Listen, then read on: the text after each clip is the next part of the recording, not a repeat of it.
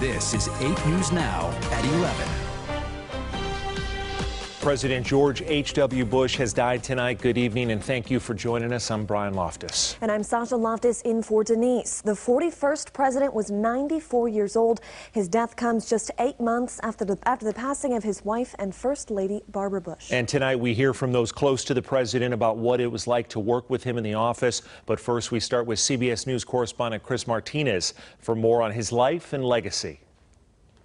I, George Herbert Walker Bush, do solemnly swear. When George Herbert Walker Bush took the oath of office in 1989, he already had an impressive legacy. World War II hero, Texas oilman, director of the CIA, and vice president. Politics would dominate his life. Bush was born in 1924 in Milton, Massachusetts. On his 18th birthday, he enlisted in the Navy, becoming the youngest fighter pilot in World War II. During an air raid in the Pacific, he was shot down, a rescue famously captured on film. I knew that if something didn't pick me up, I would be captured. Shortly after returning from the war, he married Barbara Pierce. They would have 6 children and 17 grandchildren. I think he's the wisest, smartest, most decent, caring person I know. Bush studied at Yale University. He graduated Phi Beta Kappa in just 2.5 years, but he left New England to make it on his own. He carved out his fortune in the wildcat oil fields of Texas. What a day! In the 60s, Bush turned to politics. He was elected to Congress in 1966 and became a power player in the Republican Party. Leaving the door open. In 1980, he ran unsuccessfully against Ronald Reagan for the GOP nomination, then agreed to be Reagan's running mate. He was Reagan's vice president for 8 years before becoming the 41st president of the United States. I will faithfully execute the office of President of the United States. During his one term in the White House, Bush played a key role in the reunification of Germany. He also took on Saddam Hussein for invading Kuwait, launching Operation Desert Storm, the first Gulf War. A new world order can emerge, a new era. Bush formed a coalition of 30 nations to liberate Kuwait in just 6 weeks, but he was criticized for not removing Iraq's defiant leader.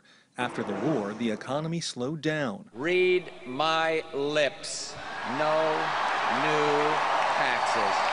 Bush was forced to break that campaign promise and raised taxes. As the economy continued to sink, so did his approval ratings. And in 1992, he lost the election to Bill Clinton. In later years, the former rivals raised millions for victims of the tsunami in Southeast Asia and Hurricane Katrina. Bush remained active during retirement. He saw his oldest son become president, and another son, Jeb, served 2 terms as Florida's governor. He even went skydiving to celebrate his 80th, 85th, and 90th birthdays. Can't play golf anymore, but I still can jump out of a plane. But in his final years, Bush's health deteriorated, and he developed a form of Parkinson's that made it difficult to walk. He used a wheelchair during a 2011 visit to the White House when President Obama awarded him with the Presidential Medal of Freedom. In 2018, Bush was at his wife's side holding her hand when she passed at their Houston home. He called her the most beloved woman in the world, his devotion to her to the end, never failing. Chris Martinez, CBS News. Sig Rogich, a close friend of the president and his chief media advisor in the Bush 41 White House, was kind enough to speak with us tonight. He told me about the importance of family to the president and what he'll miss most about the man. Well, it was the core of his soul, really. You know, he and Barbara were not just in love with each other, they were best friends. They palled around together, they kidded each other, they, had their little jibes, but I never saw him get angry, really. And I spent a lot of time with the two of them, over the years. I just think he understood that friends and family and loyalty are the essence of the heart and soul of what you should be about. And you combine, then you get the ancillary components that come with it, the religious thread that was part of his life, the integrity component, which was essential to everything he believed in, and the sense of loyalty to friends and family that really was the core of his existence. And so those of us who were privileged to be part of that, saw it, and we tried to emulate it. And we never lost sight of the fact that those were the things that were most important to him as President of the United States. I think I probably missed his sense of humor and, you know, just the fun camaraderie we had.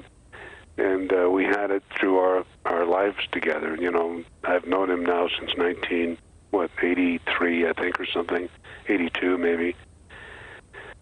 And I just never lost sight of our friendship. You know, we emailed each other hundreds, maybe thousands of times with jokes, and we laughed. And whenever there was an opportunity to get together, we got together.